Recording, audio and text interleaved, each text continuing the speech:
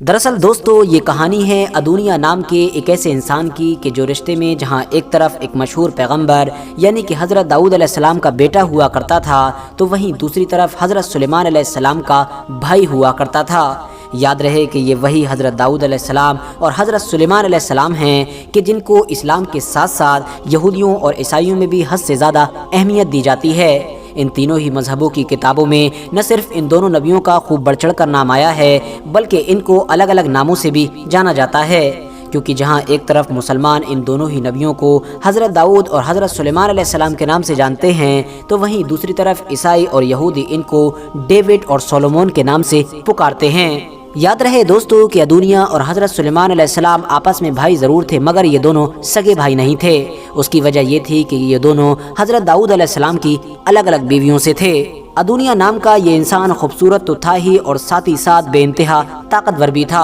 اور اس کی بچپن سے ہی یہ خواہش تھی کہ یہ اپنے والد یعنی فادر حضرت داؤد علیہ السلام کے بعد اپنی سلطنت کا بادشاہ بنے گا اور سلطنت کے سارے سسٹم کو اپنے حساب سے چلائے گا۔ مگر ادونیا کے لیے پریشان کرنے والی بات یہ تھی کہ حضرت داؤد علیہ السلام تو اپنی زندگی میں ہی اپنی سلطنت کا اگلا وارث حضرت سلیمان علیہ السلام کو بنا چکے تھے، جو ان کی ایک اور بیوی یعنی کہ بتسبا کے پیٹ سے تھے۔ اپنے فادر یعنی حضرت داؤد علیہ السلام کے اس فیصلے کے بعد بھی ادونیا نے ہار نہیں مانی اور وہ ابھی بھی اپنے مشن پر یعنی گدی حاصل کرنے کے لیے کوششیں کرتا رہا۔ اس نے سب سے پہلے تو اپنی سلطنت کے بڑے بڑے پدوں پر بیٹھے ہوئے بہت سارے لوگوں سے دوستی کی تاکہ وہ عام لوگوں کو یہ میسج دے سکے کہ وہی اگلا بادشاہ بنے گا۔ اس کے علاوہ اس نے اپنی شان و شوکت دکھانے کے لیے ایک خاص قسم کا رتھ تیار کروایا تھا، جس رتھ کو اس دور کے اعلیٰ قسم کے بے شمار گھوڑے مل کر کھینچا کرتے تھے۔ ایون اس نے 50 نوکر تو صرف اس لیے رکھ رکھے تھے تاکہ جب اس کا رتھ گھوڑوں کے ذریعے سے دوڑے تو وہ 50 نوکر اس گھوڑوں سے بھی آگے آگے دوڑیں۔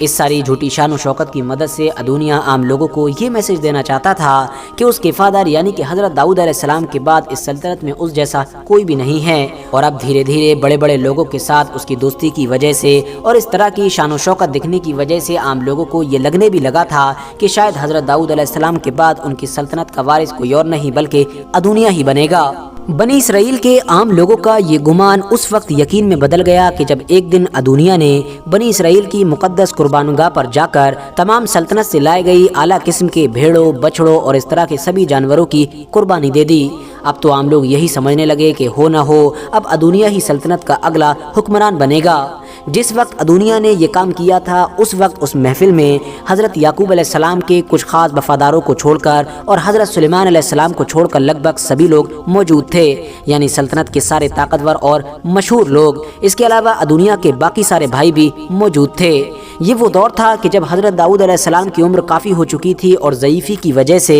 اور بیمار ہونے کی وجہ سے وہ بستر پر تھے۔ ایک نرس کے جس کا نام ابیشاگ ہوا کرتا تھا وہ حضرت داؤد علیہ السلام کی خدمت کے لیے حاضر رہا کرتی تھی۔ کمزوری کی وجہ سے اور بیمار رہنے کی وجہ سے سلطنت کی باہر کی خبریں حضرت داؤد علیہ السلام تک نہیں پہنچائی جاتی تھیں، مگر اس بار جب حالات حد سے زیادہ بے قابو ہو گئے تھے تو حضرت داؤد علیہ السلام کا ہی ایک وفادار درباری کہ جس کا نام ناتن ہوا کرتا تھا وہ گھبرا کر گھوڑے کے ذریعے سے بھاگا اور فوراً حضرت داؤد علیہ السلام کی ایک بیوی کہ جن کا نام بتشبہ ہوا کرتا تھا اور جو رشتے میں حضرت سلیمان علیہ السلام کی ماں ہوا کرتی تھیں ان کے پاس پہنچا اور ان کو بتایا کہ آپ کو اور آپ کے شوہر یعنی کہ ہمارے بادشاہ حضرت داؤد علیہ السلام کو کچھ خبر نہیں ہے کہ ہیجت کا بیٹا ادونیا کیا کیا کام کر رہا ہے۔ اگر وہ ایک بار دھوکے سے بھی گدی پر بیٹھ گیا تو آپ کی اور آپ کے بیٹے کی جان خطرے میں پڑ سکتی ہے۔ آپ فوراً حضرت داؤد علیہ السلام کے پاس پہنچیے اور ان کو ان تمام حالات سے باخبر کیجیے۔ بتسبا یعنی حضرت سلیمان علیہ السلام کی ماں ناتن کے مشورے پر فوراً حضرت داؤد علیہ السلام کے پاس پہنچی اور ان کو ان تمام کاموں کے بارے میں بتایا کہ جو کام ادونیا کی طرف سے لگاتار اپنے آپ کو بادشاہ ثابت کرنے کے لیے کیے جا رہے تھے، اور ساتھ ہی ساتھ اپنے شوہر یعنی کہ حضرت داؤد علیہ السلام کو انہوں نے ان کا وہ وعدہ بھی یاد کرایا کہ جس وعدے کے مطابق حضرت سلیمان علیہ السلام کو ہی ان کے بعد سلطنت کا اگلا حکمران بننا تھا۔ لہٰذا حضرت داؤد علیہ السلام نے جب یہ ساری چیزیں سنی تو فوراً وہ بھی فکر میں پڑ گئے۔ انہوں نے سب سے پہلے تو اپنے آپ کو مطمئن کرنے کے لیے ناتن کو خود اپنے کمرے میں بلایا اور اس کے بعد اس سے پوچھا کہ بتاؤ باہر کے حالات کیا ہیں۔ ناتن نے بالکل ورڈ بائی ورڈ وہ ساری چیزیں بتائیں کہ جو وہ پہلے ہی حضرت سلیمان علیہ السلام کی ماں کو بتا چکا تھا۔ لہٰذا اب حضرت داؤد علیہ السلام نے اپنے کچھ ساتھیوں کو اور وفادار دوستوں کو اپنے پاس بلایا اور فوراً یہ آرڈر دیا کہ تم سب لوگ حضرت سلیمان علیہ السلام کو جیہون کے چشمے پر لے کر جاؤ اور ان کو وہاں پر ایک بادشاہ کی حیثیت سے غسل دو۔ یعنی اب حضرت داؤد علیہ السلام کی طرف سے آفیشیلی حضرت سلیمان علیہ السلام کی حکومت کا اعلان کر دیا گیا تھا۔ تاج پوشی کی رسم سے فارغ ہو کر اب حضرت سلیمان علیہ السلام اور حضرت داؤد علیہ السلام کے تمام وفادار ساتھی بانسریاں اور بغل بجاتے ہوئے شہر میں داخل ہوئے۔ دوسری طرف شہر کے اندر ادونیا اور اس کے ساتھی ایک دعوت کھا رہے تھے۔ جیسے ہی ادونیا کو یہ آوازیں سنائی دیں تو اس نے کاہن کے بیٹے سے پوچھا یہ آوازیں کیسی آ رہی ہیں، تو اس نے بتایا کہ اب حضرت داؤد علیہ السلام نے اپنے بیٹے یعنی کہ حضرت سلیمان علیہ السلام کو اگلا بادشاہ چن لیا ہے۔ یہ سنتے ہی ادونیا کے ہوش اڑ گئے۔ اس کی دعوت میں جتنے بھی لوگ آئے ہوئے تھے وہ بھی یہ بات سن کر دھیرے دھیرے کھسکنے لگے۔ دوسری طرف ادونیا بھی وہاں سے بھاگا اور فوراً مقدس قربان گاہ پر جا کر اپنی جان بچائی، کیونکہ وہاں پر جو پہنچ جاتا تھا اس کو قتل نہیں کیا جاتا تھا۔ بعد میں جب ادونیا کو حضرت سلیمان علیہ السلام کے سامنے پیش کیا گیا تو ادونیا نے اپنی جان کی بھیک مانگنا شروع کر دی اور حضرت سلیمان علیہ السلام سے کہا کہ آپ کسی طرح سے میری جان بخش دیجئے۔ اس پر حضرت سلیمان علیہ السلام نے یہ جواب دیا کہ اگر ادونیا اپنے آپ کو ایک اچھا آدمی بتائے تو میں یہ وعدہ کرتا ہوں کہ اس کے ایک بال کو بھی نقصان نہیں پہنچایا جائے گا، مگر اس نے آئندہ میں بھی اگر تخت و تاج کا لالچ نہیں چھوڑا تو میں یقینی طور پر اس کو قتل کر دوں گا۔ لہٰذا وقتی طور پر تو ادونیا نے اپنی جان بچانے کی خاطر حضرت سلیمان علیہ السلام سے یہ وعدہ کر ہی لیا، مگر دل ہی دل میں وہ ابھی بھی حضرت سلیمان علیہ السلام سے نفرت کیا کرتا تھا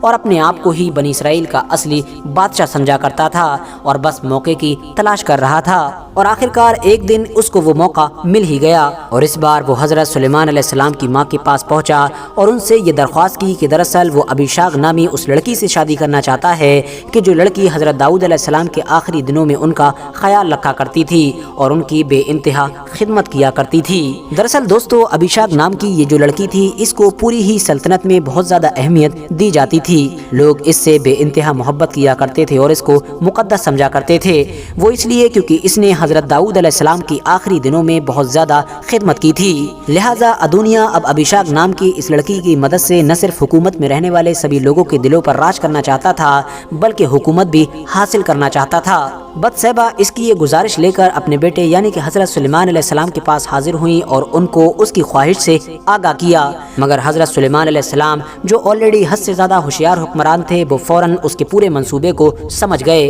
اور انہوں نے تفتیش کرنے کے بعد فوراً اس کے قتل کا آرڈر جاری کر دیا اور اس طرح سے بے شمار نبیوں کے خاندان اور گھر میں پیدا ہونے والا ادونیا نام کا یہ انسان اپنے لالچ کے چکر میں مارا گیا۔ فی الحال دوستو آج کی اپنی ویڈیو کو ہم یہیں پر ختم کرتے ہیں۔ ویڈیو پسند آنے پر نہ صرف ویڈیو کو لائک کریں بلکہ اپنے فرینڈز کے ساتھ بھی ضرور شیئر کریں اور اسی طرح کی نالجبل اور ہسٹوریکل ویڈیوز ہمیشہ دیکھنے کے لیے ہمارے اس چینل کو سبسکرائب کرنے کے ساتھ ساتھ بیل آئیکن کو بھی ضرور پریس کریں۔